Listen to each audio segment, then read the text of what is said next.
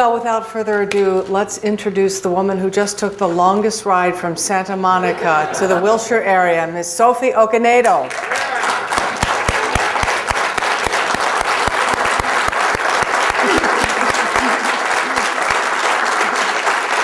Have a seat, madam. Sorry about that. Really. So everybody just saw the film, yes? What did we think?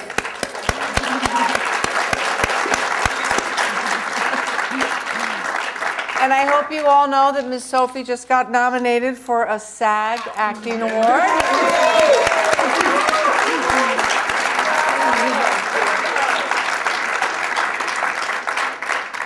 So I told Sophie our format is going to be, I'll do a little questioning and then we have questions from the audience. So since we were all so moved and people are still blowing their noses and wiping their eyes from the film, I thought we would start with the film. Now this film was directed by Terry George, and he had seen you playing a wonderful part in Dirty Pretty Things. Thank you.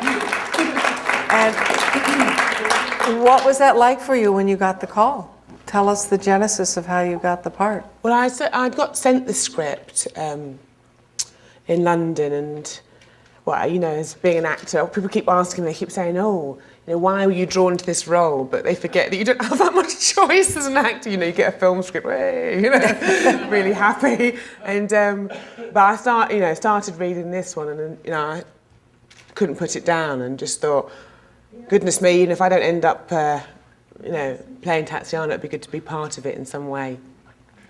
And then I met Terry and Alex Ho, the producer, in London. They came over to London, and they were in a hotel, and Terry read Paul's part, and Alex filmed it. It's quite a low-budget film, so it wasn't a kind of big screen test or anything.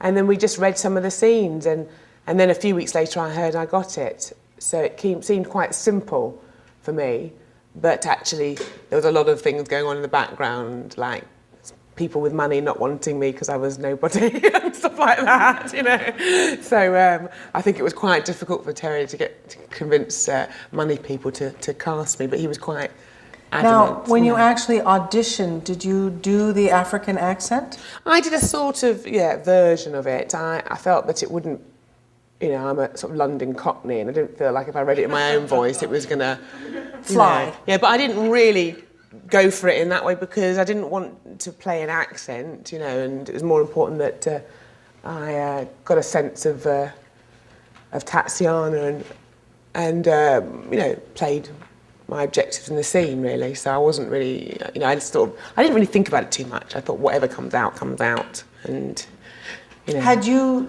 So, I mean, one of the points I think that the film makes that, you know, this horrible atrocity happened in 1994, and most of us, it was barely more than a blip on the, did it have any more publicity or awareness in England about what was going on in Rwanda? Well, I certainly knew a little bit about it, but I was ashamed to say not enough. And, I mean, a lot of the journalists were thrown out of Rwanda at the time. But it wasn't, I think it was reported slightly more in England, basically because we didn't have the same, I mean, you had the O.J. Simpson trial at the time here, and I think that just, you know, took over everything. And it was more, I remember reading about it much more when there was a mass exodus of the Hutus at the end of the genocide. And there was lots of pictures on the news of refugee camps and people starving and stuff. What's that? Yeah, and that was really when I kept thinking, what's happened? Yeah, that was here too. So but I didn't know and when I started reading up on the genocide, I realised how little I knew. Well, now your father is Nigerian, correct? Yeah. Is he first generation? Was he born in Nigeria? Yeah, I don't know my father very well. He was in Nigeria, okay. Yeah. So had you ever been to Africa before? Yes, yes. I had been a couple of times, yeah. Which parts? To Nigeria. To Nigeria. Yeah, but it's very different. I haven't been to Rwanda, but we filmed in South Africa, but it's as different as saying, you know, France is like England, but we're in Europe. You know, they're very different places. Mm-hmm. All of Africa is just so lots of different countries. Now, when part of I I got to read her dossier.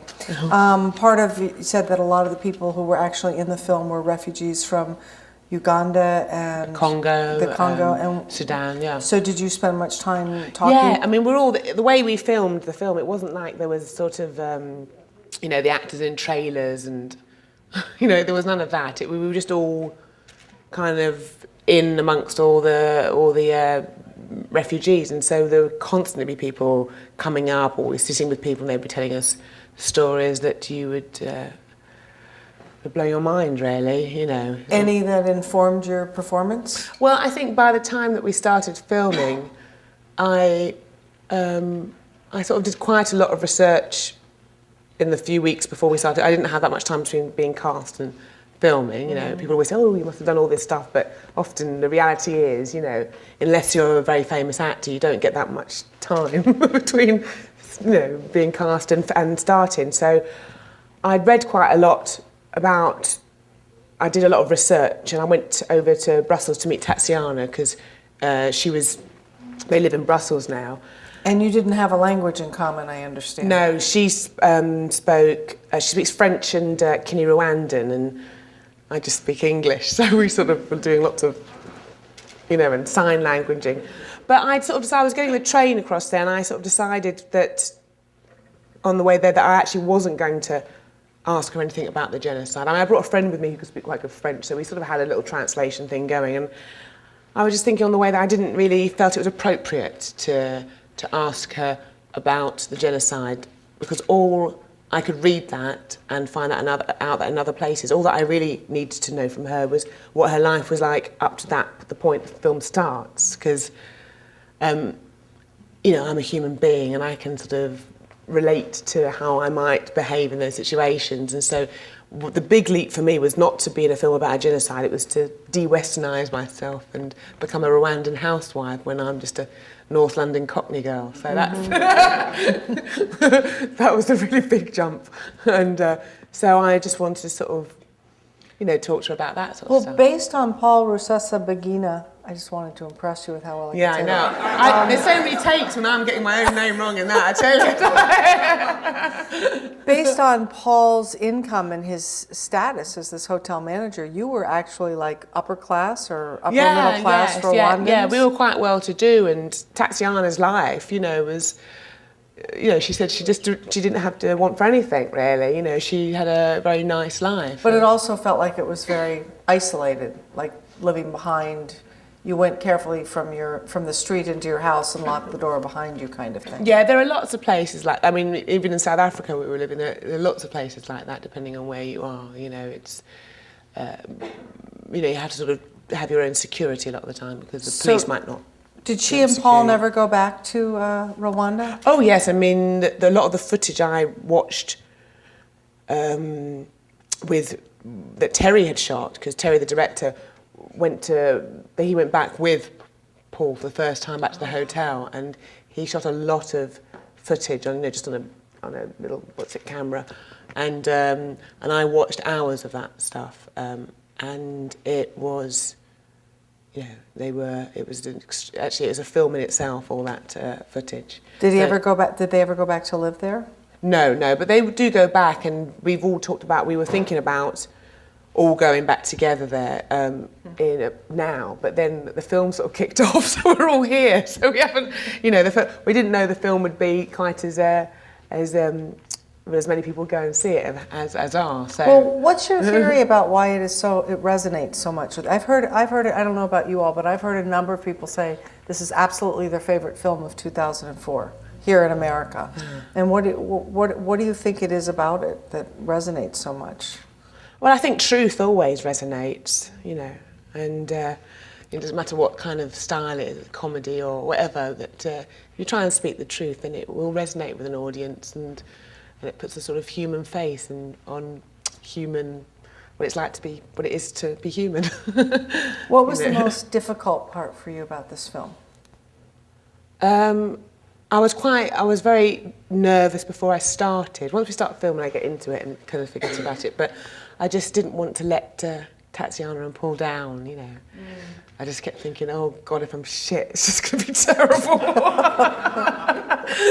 And I'm just, you know, I just wanted to be so truthful, and I couldn't bear if I wasn't, you know, truthful in my representation of their story. You know, I mean, the most important thing, I wasn't trying to imitate Tatiana, that's not what I was trying, I just took a sense of it, and always our main aim with Don, me and Terry, all we would ever think about for every scene we shot was, is it making the story go forward? We know we're all very much from a storytelling tradition, the way we work, and we have that in common with Don, Terry and I had that in common. So it was not about individual moments, it was always about pushing it forward and making sure that the story would be understood. You and Don had such a wonderful chemistry on screen. I mean, I so totally believed you as a couple. Did you have much time in rehearsal, or did you just develop that on the run? No rehearsal. Wow. It was like kick, bollock and scramble. You know what I mean? But it was... I can hear the English people laughing at that a little comment. But it was, yeah, there wasn't, I mean, you got there and we had 3 days and a few costumes and then you were on, you know. And we were constantly negotiating it all the time. But the chemistry thing is a funny old thing, because sometimes, you know, you can, you know, meet with an actor and you really, really get on with them, and then you watch it back afterwards and it was kind of a bit dead between you. And sometimes you don't even talk to the other actor very much, and you watch it and there's a chemistry. You can't really work out how it happens, that chemistry thing. But actually, me and Don got on really well. We're still really good friends. And yes, there was a sort of a chemistry and an ease between us, which I think we had straight away. I don't think we didn't have to work on it really. You know, but also Don's just such an easy person to be with, and so true. And you know, so it's, you know, it made my life easier. I just saw about half of it, and I had seen it before, and I sort of felt like, I don't know if you guys feel the same, but I felt like Don was sort of like the motor of the piece, and you were like the heart of it. Oh, that's good. I think that's what Terry wanted, so that's Is good. It? Yes. He kept saying that. I was going, that doesn't mean anything to me. I was like, that. Well, I've heard criticisms of the film that it did not show enough of the horror of what was going on, and yet it was a very... It's enough, I thought. Yeah, but that it was a very personal film. It was about this couple, these 1,200 people, you know, this particular situation. The kids, were they from Africa? They're from South Africa, and you know, they're not actors, and they're just extraordinary. You know, and they were just so wonderful. I mean, they just hung around with us the whole time. I mean, they were just in your room and there, everywhere. You know, they were just with us all the way, even when they weren't doing stuff. They were just, and not a single moan. They were just completely humble and just wonderful, wonderful children. And what did you just say about the criticism? That some people felt like, well, it doesn't show the true horrors of what happened. I know, because Terry said when we were filming it, he said, I'm not here to make it's called a slash movie? No, what do they call the slash movie? Yeah, I'm not here to make a slasher movie. I'm making, you know, a different sort of movie, and if that's what they want, then they're not going to get that. You can imagine all that stuff, you know. And that's even more powerful sometimes, I think. And they actually built that hotel as a replica of the one in Rwanda? Yes, they built it, and we had all there was, like I said, there was no trailers or anything. We all had little rooms in the hotel, which were our kind of dressing rooms. So there was like a little long corridor, and there were little tiny rooms. Don had one, there was me, and there'd be Nick Nolte and Joaquin, and then we'd all just sit in the corridor on these wooden chairs and sort of wait for our scenes to happen and chat. You know, it was very low key, but it meant that everybody was really together all the time. There was never, I think that was a real advantage. You know, we all got to know each other really well, and we all just hung out all the time. There was never sort of any separation. Were there like tons of people watching you, like from all around the area where you were shooting? Yeah, especially when we went out into the townships. Yeah, there was just you know. And what was the reaction? Did people know what the story was about? Well, a lot of the refugees did. I mean, there's some. I wasn't. I have to be clear about this, but I wasn't there during the scene in the warehouse where you see the naked women in the cage. You know, but some of those women had been through a similar experience. And oh, I'm going to start crying when I think about it. And then Don said that he asked, a couple of them were very upset, and he asked them, did they want to, go through this? He felt like they should not do this. And they said, no, they'd asked to be in this scene because they wanted to show what had happened. And anyway, I can't, it was so fun. Were any of the people there actually Hutus or Tutsis? Well, there was one guy that in an early scene who got a very strange look, and he ended up being a Hutu, and we didn't know, and he was pretending that he was a Tutsi to be in this scene anyway, and he was a Hutu, and he started threatening there was a big sort of argument that went out one day where he'd come in apparently and threatened some of the other extras, and apparently brought a gun one day on the set. So that was all going on. And there was a mini riot another day where... It's a little like shooting in downtown LA. Yeah, there was, it was a lot going on, and it was real raw and chaotic. And when Terry would shout action on some of those scenes, the big scenes, you didn't know what was going to happen. You just see kind of 100 people running towards you, think, oh, run, So it was really easy to be real, because there was no kind of like... Well, I understand you got quite bruised and battered in some of those scenes. Oh, yeah, I know, but everyone made a big meal of that. I mean, I think really what it was is that, a couple of people asked me that question, oh, it looks a bit rough. I said, oh, well, it was a bit rough. And then that sort of got blown up, she nearly lost her life on the set. But all I was saying is, you did get a bit roughed up, but, you're with people that have lost half their families. A bruise on your thigh really isn't going to matter, and it was fine, and you just weren't, it wasn't a sort of film where you're going to be precious about anything. None of us cared about the way we looked, or you just didn't think about it. So how did you? Because I thought you and Don were very much on the same page, also with your accents. Did you work with a coach who helped you? Yes, we have him here. The coach is here. Yes. Hello.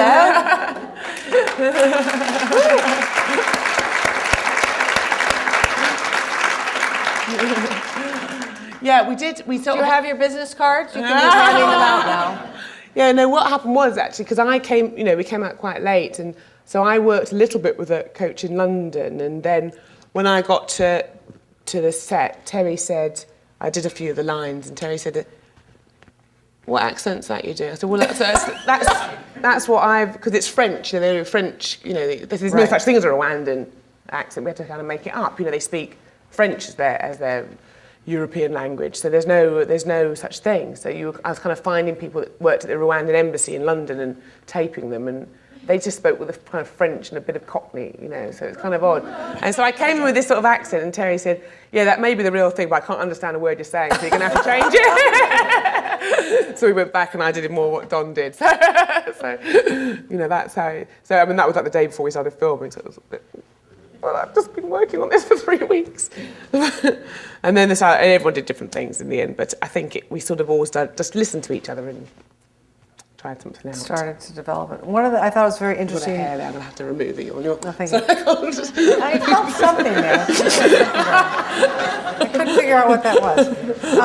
There was the scene where Joaquin Phoenix is at the bar and he says to the two girls, you're a Hutu, you're a Tutsi, I don't see any difference.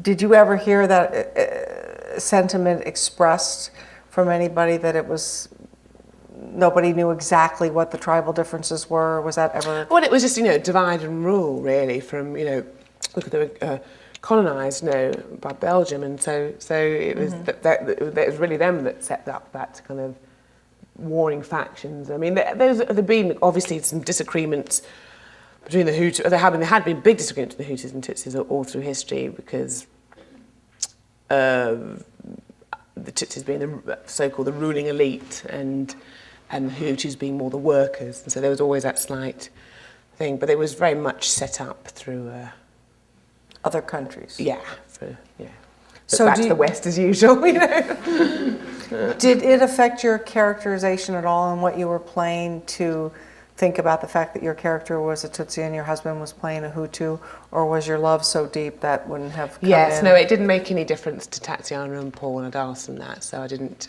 really think about that too much, Was there because it seems like, it almost feels like certainly Paul's concern was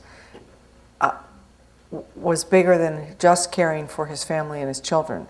I mean, he really became, at a certain point, he made a decision to save all these people as best he could. Do you think that affected her, like any of, you're not making us a priority, or do you think they were really in it, a partnership together that we're going to do everything we can to save all these people? Well, it's kind of a bit like sort of, real life. There's no kind of, they did one thing or the other. I mean, I think some days she thought, let's save all our neighbours. Other days thought, oh no, let's save ourselves. And then he thought, no, let's save everyone. No, let's not, let's run, And so there's kind of a million things going on. That's what, it's only in films that people make very clear decisions that go, It's true. I think they just kind of, it changed all the time. I mean, I sort of did stop asking them questions as well, because I realised that, once we were just coming very close to filming, I just had to go with what was in the script, the good old script, and just stick with that, because, we changed things and moved things around, and I decided not to question them anymore, because Paul would always then say, well, actually, that bit happened there, and that actually was in 19 and this. Was he there with you? Yeah, they were both there, yeah. They weren't there the whole time, they were there for a bit, and then they were really excited about watching it, they got bored of watching, and then went off and did their own thing, and did lots of different things. But yeah, I mean, Paul was very much with Terry when he was writing and stuff like that. So Paul's here now with me. He's gone to a different event, but but they're always around and with us, travelling around and stuff. And oh, cool. So what was I saying? Sorry. I've completely gone off on one now. Talking about no one was listening, because none of you can remind me. Do you know what I mean? Decisions are only clear-cut in movies. Yeah. Decisions are only clear. But anyway, so I felt like sticking with the script. That was it. And I'm not sticking with my script tonight, but I just felt that, if I started, because at one point, just before we started filming, Don and I said, oh, but didn't this actually wasn't there a big thing that happened between the Hutus and Tutsis just this few weeks before? There was something like this. And we said, actually, there's no point looking at these facts and figures about what might or might not happen. We're going to film the script we've got. Right. We can change things within that, but it's more helpful if we just try and understand, because Terry is just knows how to make a script understandable for an audience, whereas if we started putting in every single detail of what happened in that time, it would just not been a film it would have been a documentary. It wouldn't have been interesting to watch. So I stick with the script. I quite like to, really. And this is Terry, the man who directed the film, is primarily a writer. He wrote In the Name of the Father, and what was the other? The Boxer. Yeah, and The District. He wrote The District that was here, the TV series as well. Oh, he did. Yeah. Oh. I was on that show quite a bit. I didn't know. All right, then. I think he was on at the beginning, and then he got... Now, your background is primarily as a stage actress in London. Yes. And you're, in fact, on the board of directors of the Royal Court. I am, yes. So what's that like? Yes, I've suddenly become legit. Or grown up. How old were you when you started acting? How young was I? Or old, either way, yes. I was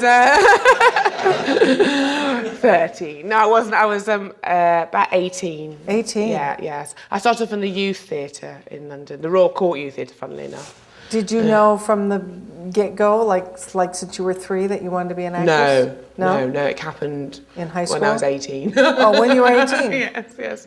Yeah, I actually I thought I wanted to be I just had a normal job, working just in a health club, just sort of picking up towels, and I wanted to be a writer. I thought, because I read this advert in the back of a paper called Time Out, saying young writers come to this meeting, and I went along to a writers' meeting, and a writer called Hanif Qureshi who wrote a film called My Beautiful Laundrette. Right. And, okay. He was running it, you see, at the time, and he was actually just written that film, and he was running this workshop at the Royal Court.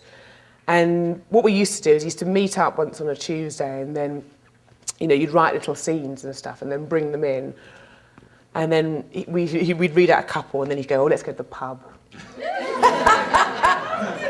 And then we'd go to the pub and play snooker, And it was just great. I used to love it, every Tuesday. And that's what we did. And then, but what happened after a couple of months, I realised that I was much better at reading out other people's scenes than I was at writing it. In fact, I didn't really write very much. And then I sort of joined the youth theatre section. And then while I was there, I got I got into RADA, into Royal Academy while I was there, and I got a scholarship for there. So. And how long a program is that? 3 years, yeah. And you just act your butt off, right? Yes, I mean, although yes. I mean, I'm not quite sure what I learnt there, but I think that I think I learnt more after I left. But I made really good friends. And you know what I also did as well? It really forced you to read a lot. I had no idea who Chekhov was, or Stanislavski, or Brecht, or or George Bernard Shaw, Pinter. I had no idea about anything. I had no background in theatre. But you were a reader. You had a lot of books in your house. Yeah, I read that. No, that article was a load of bollocks, I have to say. I didn't say anything like that thing. When it came out, I was like, what? Can I just tell you that story really quickly? That story that it says on there, what happened was, she said to me, I said, it's funny because I just left my mum in London, and my mum suddenly got very she's crying, she's so excited about everything that's happening, And so my mum came into my, she doesn't live with me, my mum, but I've got a daughter, and she was staying that night when I was getting the flight the next morning, and she came into my room and she said, I was just thinking about when we used to live in this place called Chalkhill Estate in London, which is like a tenement, I think, is it called tenement blocks? Like council-run sort of a project, they call it. Yeah, so I brought up a project. So they had this, I used to live in this project place, and I was ill one day, and my mum called up the doctor, and the doctor came round, and he was taking my temperature, and he looked round, and he said, we've got a lot of books. And my mum said to him, yeah, and we read them too. Like that. And that was the story, that was it. And it came to that, I didn't say anything about me reading them, it just said that, so journalists, write what they want. But anyway, so that was it. Now, where was I now? I've lost my... I was just about to ask you, you got all these wonderful reviews for Troilus and Cressida. Yes, Troilus. That was a big break. What was that like? That was at the Royal Court, or that was at the National Theatre. And Trevor Nunn, sort of theatre director, directed it, and yes, that was a really big break. That was actually, that was my favourite thing. In '99. I don't remember when it was, but it was it was a few years ago. Yeah. And do you feel like that was sort of the beginning of? How did you get the part in My Dirty Pretty Things? Well, Stephen Frears goes to the theatre, and I've done an enormous amount of things. He goes to the theatre, he sees lots of stuff, and they have a thing called the Script Factory in London, where they get actors that they know from the theatre and stuff to come in and just read new film scripts, and they invite an audience. And I was in the original reading of Dirty Pretty Things before Stephen was attached to it, and so he'd heard that I'd been all right in that reading, and then he'd seen me in the theatre, and he just invited me round to see him, and we had a cup of tea, and he said, do you want to do that then? And I said, well, you're not going to ask me to read? He goes, no, I don't do that sort of stuff. And that was that. And then next thing I was on the set. So. Remember that thing where I was talking about luck? Yeah. There's a little bit of that luck. I've been doing it for 15 years. I've had my fair share of no luck at all. Did you ever have points where you wanted to give up? Yeah, I have done. Yeah, I have completely stopped. You have? Yeah. And what happened? I got pregnant. There you go. For those of you who are looking for pregnancy, stop acting. You didn't need to stop to, obviously, but it just felt like I just got so overwhelmed with, it was so wonderful, I just didn't want to do anything else, until I completely ran out of money, so I had to, but, Now, you're able to actually make your living like here in Los Angeles, we have 300 theaters actually in the greater Los Angeles area. That's extraordinary. About 10 of them can you make a living at, if that many. And most of them are shows that come in from out of town. But in London, you are actually, it's more like New York, you're actually able to make your living as a stage. Look, like last year I did a play at the Royal Court and I got paid, it's the same, you get a flat fee there, and I think it was the equivalent of about $700 a week, $600 a week. I'm talking, and I don't think that's very much. Is that a lot here? Sorry. but Depends on what month you're asking. Yeah. Yes. But, you know, if you consider that London's twice the price of here, yeah, you know, it's like, I suppose it's like earning $400 a week, really, because of what it costs. You know, yeah, it's so expensive in London. So, you know, you're doing it totally for the love. It's really hard, and so you just do. I mean, I sort of suddenly found that you could do voiceovers, which is the great discovery I was going to ask of my life. Is it? Yes. So do you do much voiceover commercial work? Yeah, I love them. I can't. God, it's just brilliant. Just you can turn up looking like anything after whatever you feel like. You ride on your bicycle and just make money for doing nothing, you know. So it's just great. They're an actor's dream because then you can just do what you really, you know, want to do. They don't often come around my way, but sometimes they just come in just when I really needed one, and a little check comes through the door. Yeah. Have you done any theatre here? No, I haven't. But I was in a play in London that transferred to New York, and I didn't go with it because my daughter's very young, and I felt nervous to go. I did a children's show, Arabian Nights, a kind of avant-garde children's show, which was really a big hit in London, and they put it on Broadway. Broadway, or off Broadway, I don't know where it was. But one of the things I read is that your favourite thing you ever did on film was Never Never by Tony Merchant. Yeah, Tony Marchant, yes. Marchant. Yes. Tell us about that, because I'm not familiar with it. Yeah, although I've done another more favourite thing since then now, oh, just right. recently, but it wouldn't be my thing. But that was he's a sort of quite a political writer. This was television. Yeah, it's television.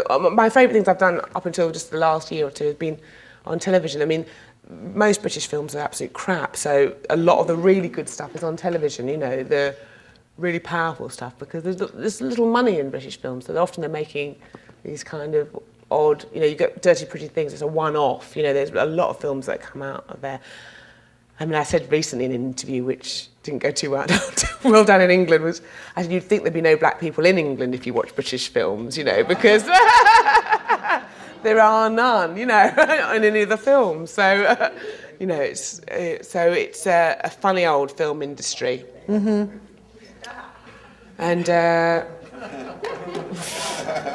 won't be working there again. Do you have, well, based on that then, are you interested in coming here? Because, you know, there are a few of your country people who have come here and had a little success. There are. Yes, Yes, one of my very good friends, Marianne Jean-Baptiste. Who's on Without a Trace. Yeah. So we went to Rwanda together. We've grown up together, and I saw her last week. So.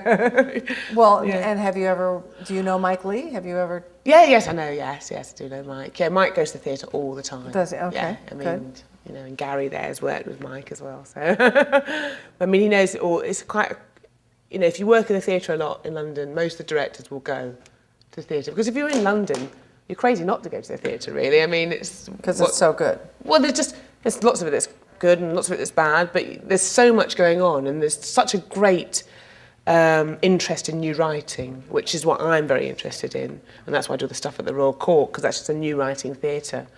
So if you want to kind of understand what writers are, where it's at now, it's worth going to the theatre, you know. Well, now, and I don't like a year to go by without doing a play. Otherwise, I feel like I can't think of the expression, oiling the wheels, something or other. But anyway, I'm the same way. Flexing my muscles, that's it. I feel like I'm sort of flexing my acting muscles, and I just learn so much all the time when I go on stage. And not everyone has to do that, and everyone has different ways of approaching acting. It's just for me, I find it really a good thing to do. It's the same there as it is here, 8 shows a week? Yeah, 8 shows a week, yeah. And you see what you do, I think when you do something like, it must be the same doing a live television show actually, is that you get to understand playing the art, the whole piece, you know, telling the whole story and not just moments. And that gives you a kind of, and also so many things can happen on a stage that if you can really sort of stay in the moment, then the sort of extraordinary thing might just happen. Well, and you're also not acting in 45-second increments. You actually have an entire act. Yeah, which has its pros and cons, let me tell Yes. you. You know, both are quite interesting. I mean, basically it doesn't matter what medium it is, as long as you've got a good story to tell, it's going to be enjoyable, creative time. Yeah. And speaking of good stories to tell, you are currently working on a film that I've seen the name in print, and I'm not even going to guess how you pronounce it. Yeah, it's called Eon Flux. That word is Eon? Yeah, Eon. A-E-O-N. A-E-O-N, yes. Oh, Eon Flux. And this is with Charlize Theron. And you play some sort of futuristic type, is it like the Matrix type show? Yes, it's like the sort of Matrix, yeah. It's like, there's a cartoon on NTV which I've never seen. I didn't think it was that useful for my, I heard it's really good. And it's the kind of very weird sort of sci-fi film. And who's directing that? Karen Kusuma, who directed Girl Fight. Oh. So it's kind of, I think it's going to be, I don't know what, it might be really good, it might be crap, I don't know. But it's just like, what's interesting is that Karen's directing it and she's like this kind of indie director. And they've got all these really interesting actors in it. And we all look really strange, and it might come off quite well, you know, because and Charlize is just fantastic, and just also a really fantastic person. She's just brilliant. I mean, it's so funny because you hear all these stories about Hollywood actors, and the two actors that I've worked with, Don and Charlize, have just been the opposite of what anyone described. You know, And people often get them confused with each other. Charlize, can't tell them apart. And what is the accent that you're doing in this current film? It's American, but it's like a sort of 90. Well, it started off as this anyway, but it's sort of 19. So it's sort of heightened. It's everything's sort of heightened. It's a bit like sort of black and white movies in the 40s. But slightly heightened. Well, now, but I don't speak much. I do lots and lots of gymnastics. Oh, yourself or your stunt person? Myself. I Wow. train. I can now flip. Would you care to do a dress, demonstration? I think it'll be a different show, so I won't do it. Damn, I want to see a woman do a flip in high heels. Charlize wears high heels and does flips. I wear flats.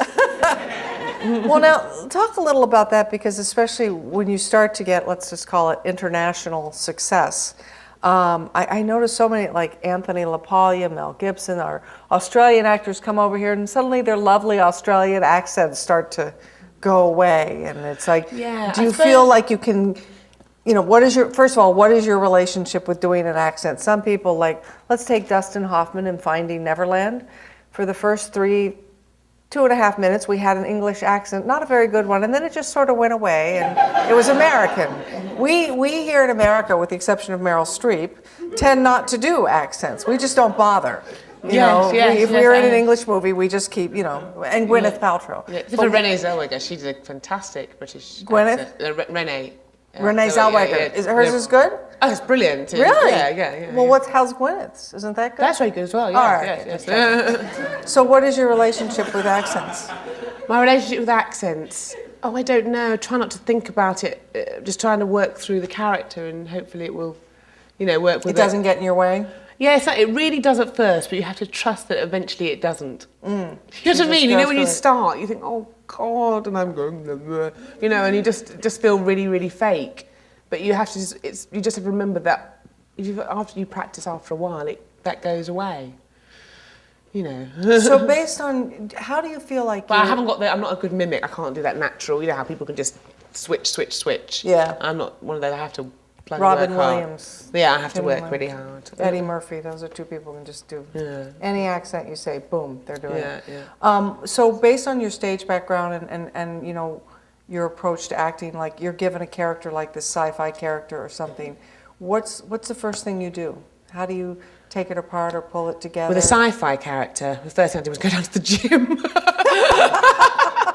Do you know what? I had no idea. I'd never done anything like this before, and it was so taken up with so much technicality that it was quite difficult. But what I did with the sci-fi one is I decided, because I didn't know what to do, and so I just went to the zoo and found an animal and made her that animal. Because I couldn't think of how else to approach it, and so I just found a little animal, and just on the first day I thought, I wonder what they're going to think of this, and just started moving around like this animal, and they kind of went for it, and that was that, you know. And I sort of, and then sort of just worked a little bit the relationship with Charlize, and then a lot of it just hanging around for days on end, waiting for something to happen so you can swing from a wire, you know. So it's trying to keep your energy going, you know. Do you feel fairly fearless when it comes to acting? fearless. I don't feel fearless, but I feel a lot different to how I did when I first started, and I feel a lot more confident because I feel that, and I've worked with so many different people and so many different types, and I've learned so much. I mean, that's one brilliant thing about doing so much theatre is I understand how to rehearse myself because I've been in proper rehearsals many, many times. So I understand about building a character, and I've worked in so many different ways that I've realised that you can just use everything that happens, you know, even your fear, you know, everything will kind of energise and move a scene forward, and as long as you breathe and stay open and listen, it's okay. When you walk onto a set, do you consider yourself a director's actor, a self-directed person? Please don't say anything to me, give me direction. What's your sort of relationship with the director? I like it different every time, you know. Yeah? I just don't like anything to be the same, and just like, you know, and everyone has a different thing to offer you. So you just, you know, all that's going to happen, I really try to trust the director. I mean, I think it's just a real waste of time if you don't. And sometimes that leads you to fall flat on your face. But so what? One job that you're not so good in, it's not such a big deal. But you're only going to have the extraordinary things happen if you sort of just stay open to that happening. So I always really try and see what the director has to offer and see if I can offer something back. You walk on the set, the director says something to you that every gut instinct in you says, oh God, that is such the wrong choice. Do you do it? Oh, I always try it out. Always try it. Yeah, but that's just me, my nature probably. I'd always just have a go. Because sometimes you just throw yourself into something you feel is wrong and, oh, that happened, you know. So I often very never do the same scene in the same way. So, you know, or the other actor will throw something at you, or you'll get a very difficult, strange actor to work with, and then that can bring out something quite interesting. So it's not always the nicest times you have end up being the most interesting performances. I'm going to go to some of the questions here. We have all these wonderful questions. They're not in any order whatsoever. When auditioning specifically for film, how do you adjust from stage to film, acting-wise? Well, you don't have to speak as loudly, because... Not so much projection. I mean, it's exactly the same. It's no difference. You just, you know, play your objectives and be truthful. It's the same thing. It's no different for anything. But obviously, if I'm on the Olivier stage, I'm going to use my voice a different way. And if I'm in front of the camera, I can just think it, and it kind of shows in your face, you know. Shannon Mucko wants to know, how does the quote-unquote British movie-making experience differ from the quote-unquote American movie-making experience? Well, I haven't really made many movies, and so, you know, British one was Dirty Pretty Things, and that was quite low budget, and then Hotel Rwanda was American and British, but we filmed in South Africa, international, and that was very low budget. And then Eon Flux we filmed in Germany, and yeah, that was a great big horse, you know, a great big Trojan horse of a film, you know, and it's much slower, and you sort of longed for your kind of little indie kind of, let's do 10 scenes a day, please, you know, and run from scene to scene, you know. I mean, it's quite admirable when you see those big actors doing those films for 7 months. I don't know how they actually keep their energy going. For months and months on end. Yeah, being in every single scene. It's actually quite a feat. Acrocia says you were fantastic in Dirty Pretty Things. We talked about how you got the part. How was it working with your incredibly talented male lead? Chiwetel.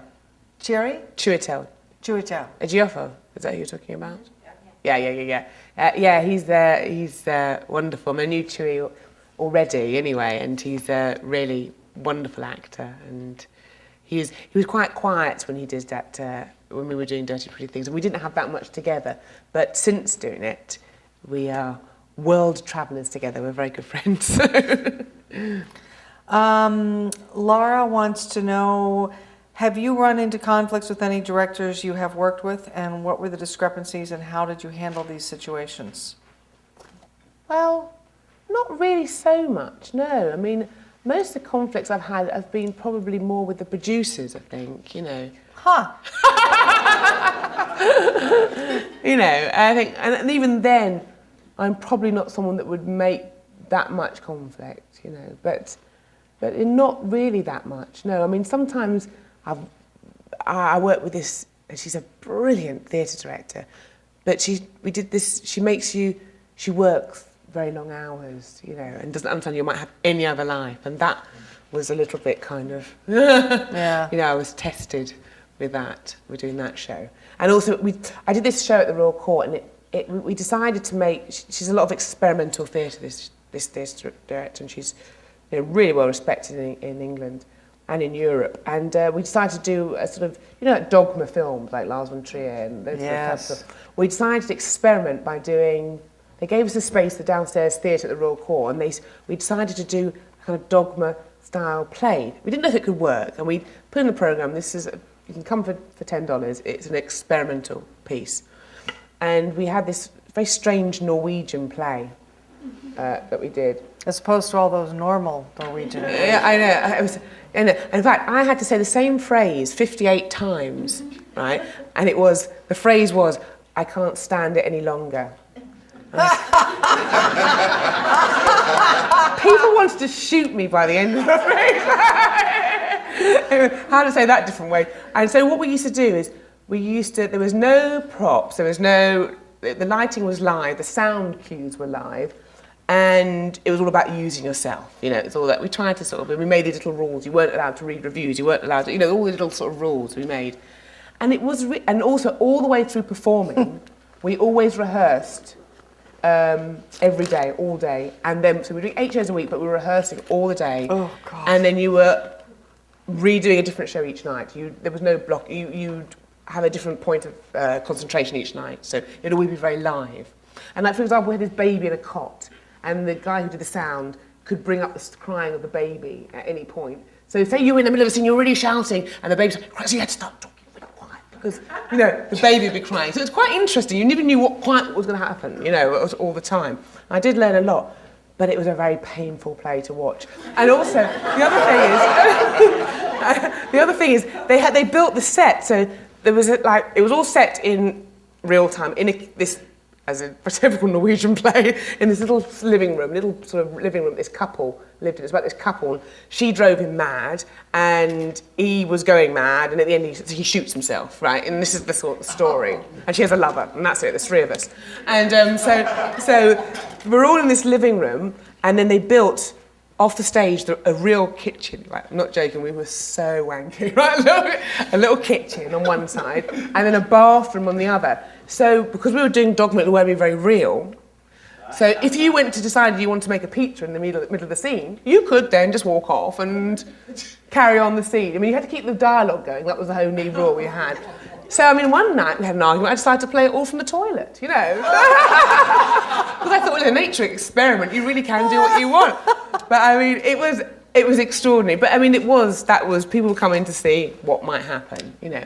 But it was exhausting. So we did play it in Toronto, actually, because it got very good reviews in some places, and some people hated it. You know, critics said, "How dare they put this on the stage?" I read them after we finished. You know, how dare they make us endure this? But anyway, you live and learn, and it was good fun. Craig wants to know, how important have mentors been to your success? Can you give some advice on how to create relationships with mentors? Oh, I don't really know how to answer that question, actually. Do you want me to just skip over it? We can pretend I didn't ask. Yeah, I'm not sure. Mentors are sort of fun. I don't know. Just my mum. You know, I don't know. It's like... Anybody in the stage ever sort of took you under their wing or anything like that? Oh, every job I've done, there's been somebody. Yeah, there has. I don't have any particular person. It's like a sort of group of people. But the Royal Court as a theatre is like my mentor.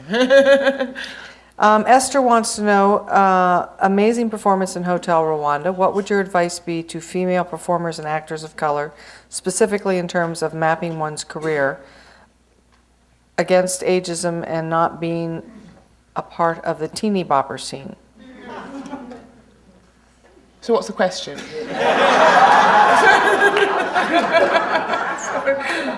Well, do you have any, I guess advice. The first part would be advice about mapping one's career. Well, I didn't ever map my career, and I just think it's almost impossible as an actor, isn't it, to map anything, you know, so just hope for the best and that you can pay your bills, you know.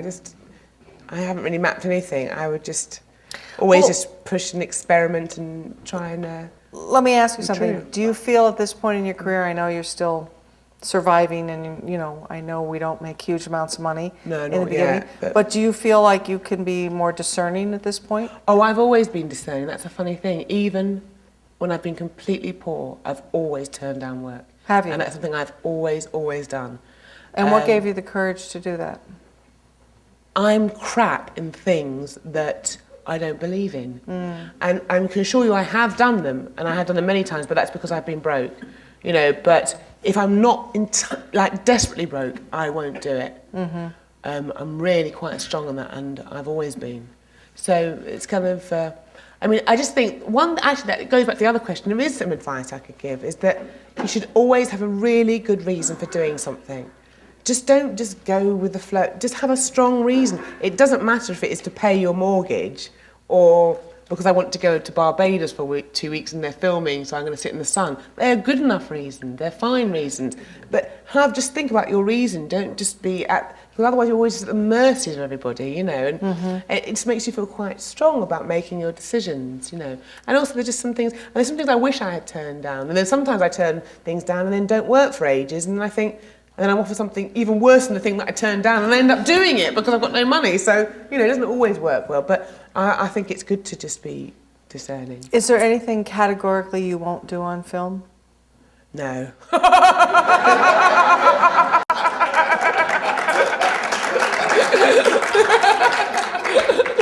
Do you want to think about that? I just feel like saying no. Well, let me ask you this. If you could do whatever you wanted next, you're at this lovely point in your career, this wonderful film has happened, where would you go next? What would you do if you could have some choice in it? If you could do a wee bit of mapping. The next thing I do probably won't be the thing I really want to do. It'll be the one after, I should think. To be honest with you. What? Why? Why what? Why? Did you just say why? No, I said what. I didn't understand what you said. I said we're laughing.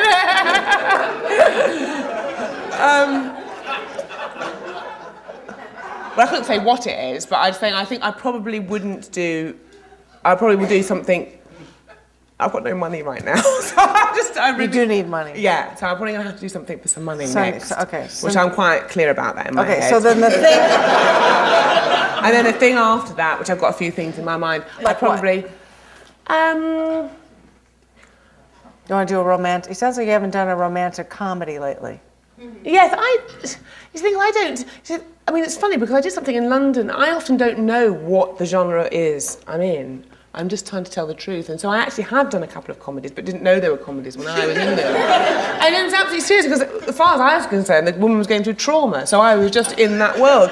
And then then I realised after I watched it, oh, God, it's actually quite funny, do you know what I mean? So I'm often not really like, I'm just looking for true stories, you know, that resonate, that it doesn't really matter what they're, you know... Do you want to develop, do you have any ideas, any things you'd love to option or develop? Is there any role you're like, God, I really want to do X, Y, or Z? Is there anything that you have a passion for? Yeah, I'd like to play Winnie Mandela, because that's something me and Terry have talked about. So that's, he's just given me the... So that's what we've been trying to sort out now. I'm not sure if you're meant to say these things publicly, but too late. Shh, don't tell anyone.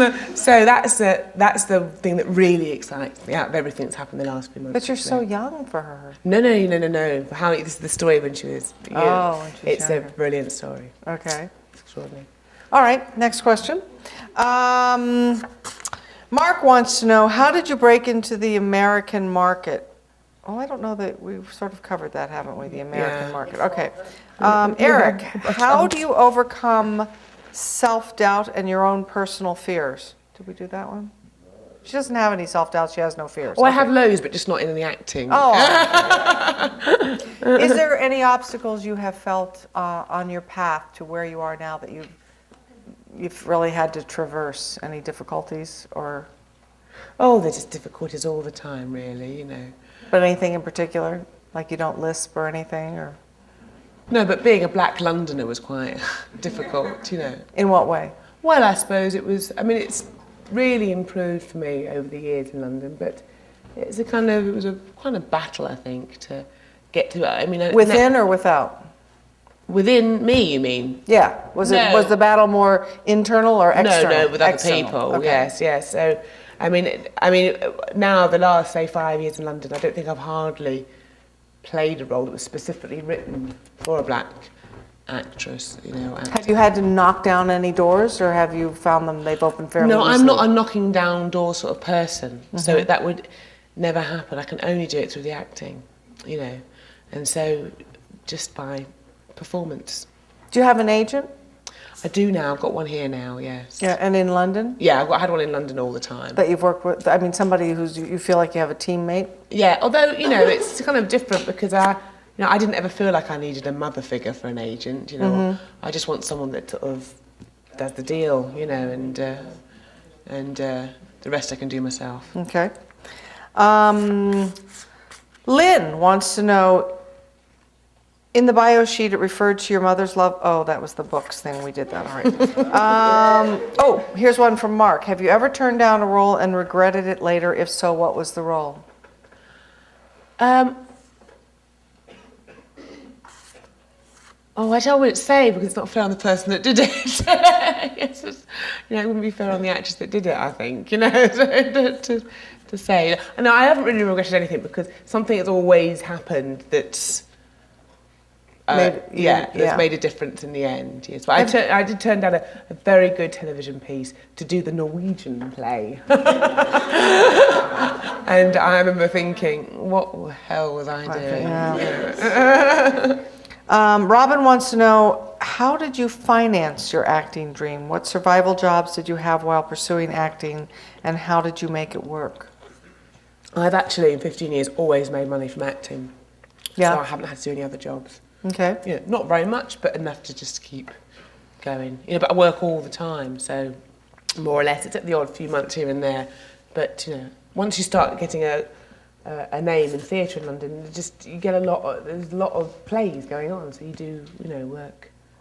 And my friend Dale Reynolds wants to know, what in your training helped prepare you for the more intense parts of Hotel Rwanda? In my training at drama school, you mean? I think so. Yeah, nothing really. I think that...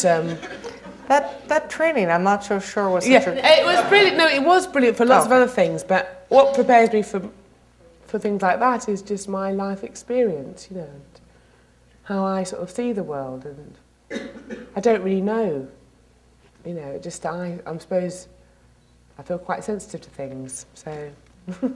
Well, and speaking of your life experience, one of the ways we like to close here is just based on who you are and what you've done and your own life experience. What would you like to pass on to people who perhaps are not as far along the trail as you, and any comfort, advice, words of encouragement you would like to give? I suppose I just want you all to be, to be storytellers, because that's the most important thing. And, it's a wonderful thing to be part of the storytelling tradition. And that's more interesting than any particular success, I think. And that's what I'd want you to want to do. That's it, really. Let's give her a big hand.